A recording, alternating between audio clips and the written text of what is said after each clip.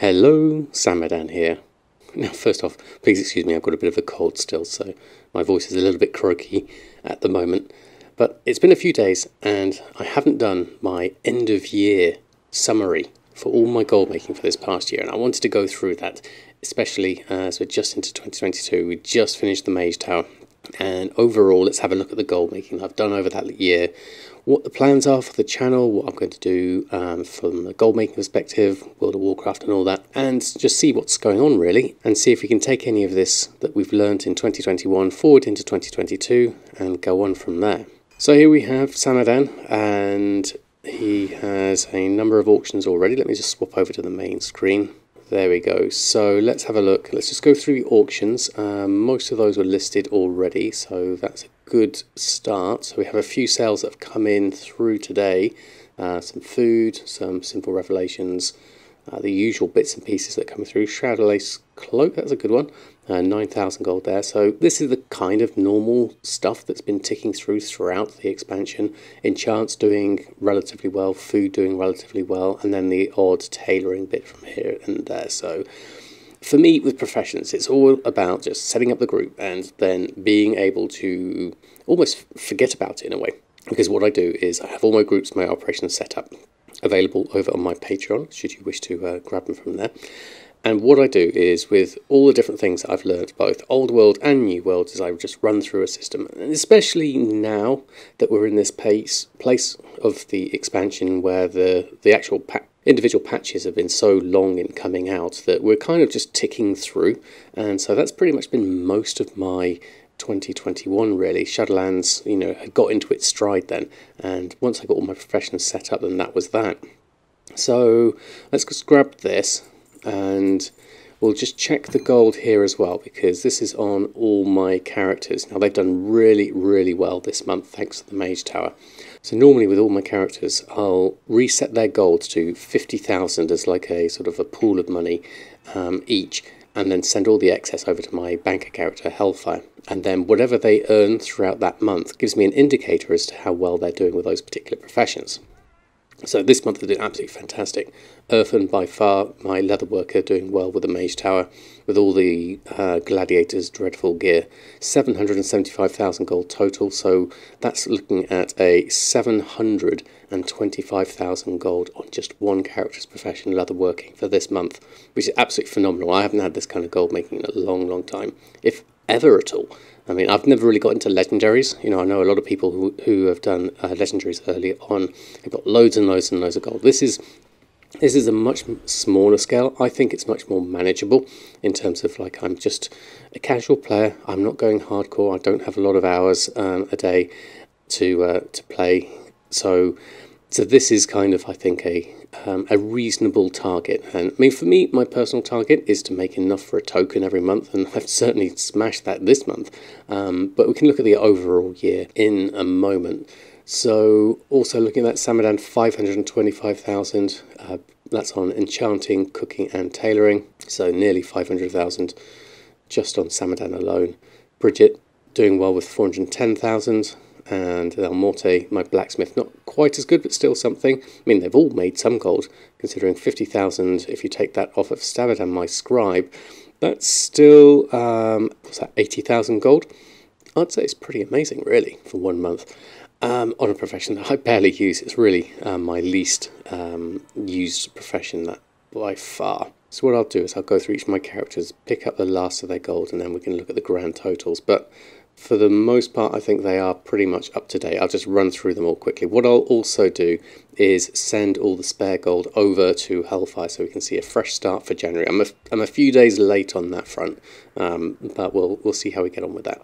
So from that point of view, I've collected the gold up, so we'll just send over everything except for 50,000 gold can go over, and then I'll just jump through the other characters and we can have a grand total there.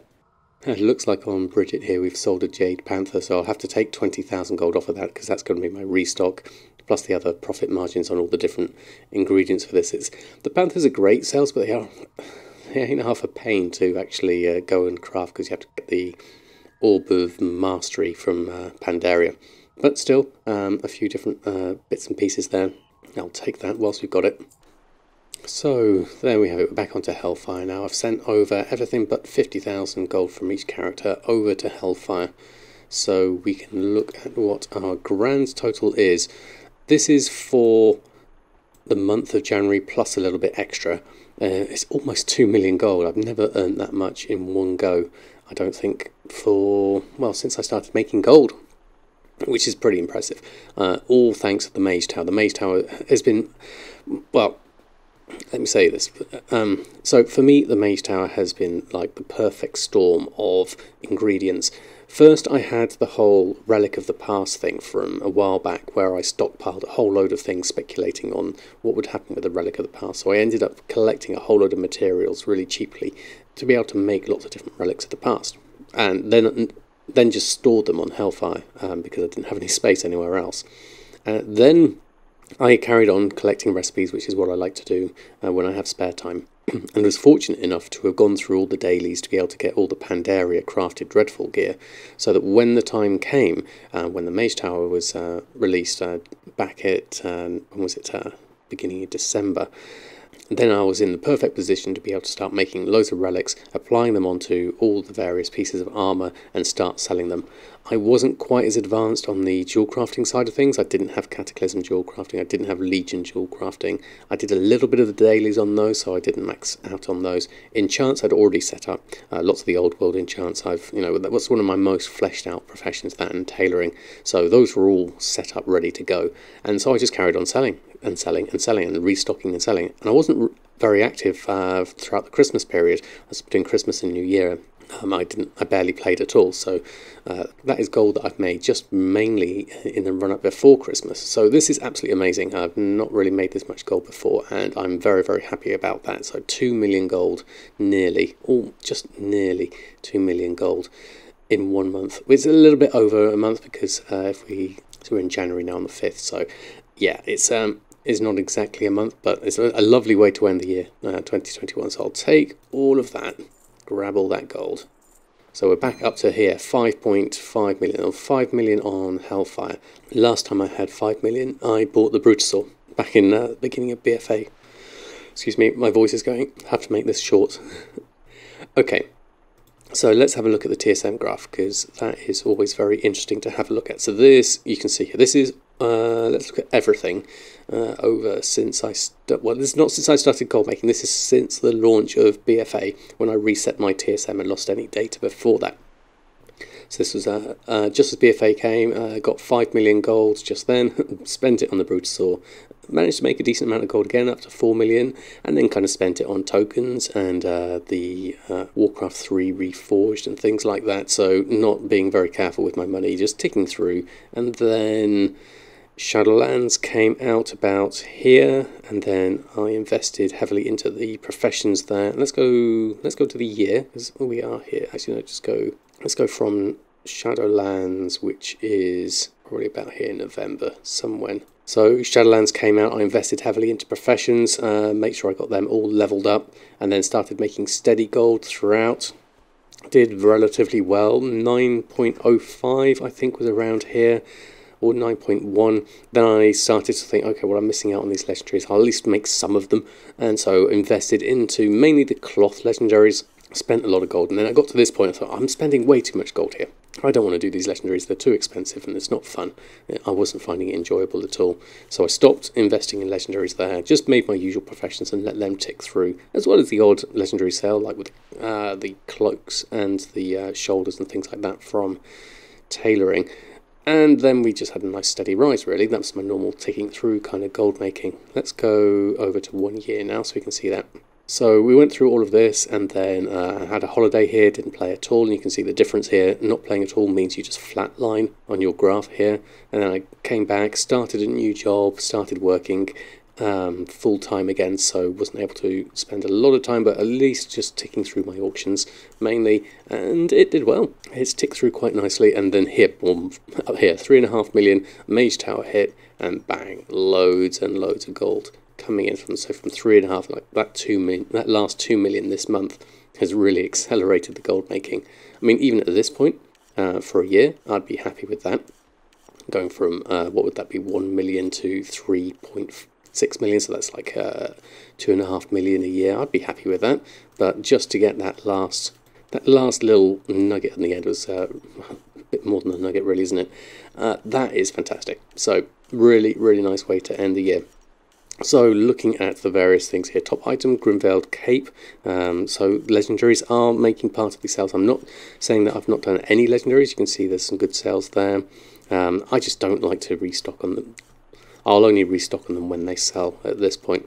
And then Lightless Silk, obviously spent a lot on Lightless Silk, and Zenithid was a recent purchase from the whole Mage House of Alchemy. I didn't do too well with Mage Tower and Alchemy. It's just the herbs are too expensive and the potions, you know, I had trouble selling them. It was very competitive. I had much more luck with the Crafted Dreadful gear, more than anything else. So I would say, as far as a year goes, very, very happy. Things have changed quite rapidly throughout my year as a content creator, because I've gone all the way through. I've been working freelance throughout most of this, and started a full-time job here in October. So actually my gold has actually increased since I've been working. Go figure. I think that's more down to circumstances, because here my playtime isn't huge. When you look at this, yes, I've been streaming and things like that, and so dedicate time to doing things like that, but I tend to spend the time chatting and things like that, so it's not actually playing the game so much. Yes, I'll do a few bits and pieces and try and learn some recipes, but most of the setup was done early on. Once Shadowlands released, getting my professions all leveled up, having every profession leveled out was a great start to the year, and then I was able to just reap the rewards just by going through the same thing. List, restock on the things that have sold, and then relist those, and then keep on going through, trying to find bargains when you can, go into new markets when you can, like when new patches come out, and try and make the most of races to world first and all that kind of thing. But it's been a fairly sort of steady year, really. I mean, we've had obviously all the problems at Blizzard, which, I mean, for me as a content creator, it was, you know, as soon as that stuff came out, I was just kind of like, I really lost my love for the game. And as you can see on my channel, I started playing Minecraft for a while, which, you know, is fun, it's wholesome, it's great. But I love World of Warcraft. The people who make World of Warcraft great, the people who are passionate about it, that's the passion that I have for this game, and have had for, you know, all the years that I've been playing it. And so I'm holding on to that and trying to make the channel as, you know, welcoming as possible. That is my main ethos. So that's my gold making for 2021. Looking ahead into 2022, we're here already. Content creation is going to be very sporadic at the moment, because I'm still working mainly on my job, and that's my main focus.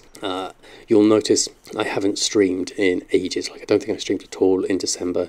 Streams are going to be very, very few and far between, if at all, because they just don't work from a point of view of I'm working full time and then reserving another 3 hours to stream makes it very difficult to balance with family life. And when I do videos, it's easy to jump in, record a little bit, and then edit again at another time. So it's a lot more flexible when it comes to doing videos. So I'll still keep doing videos, I'll still keep doing the Wowhead blog, I'll still be doing a lot of drawing, and my groups and operations I'll be working on, and those will always be available over on my Patreon.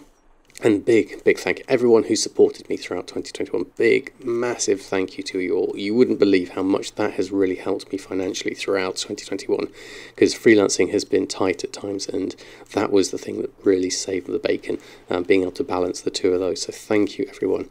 Patreon has been by far the most rewarding, because the amount that Patreon take compared to Twitch is minimal, really, by comparison, and obviously YouTube is just pennies, really, when you look at my kind of level of viewership.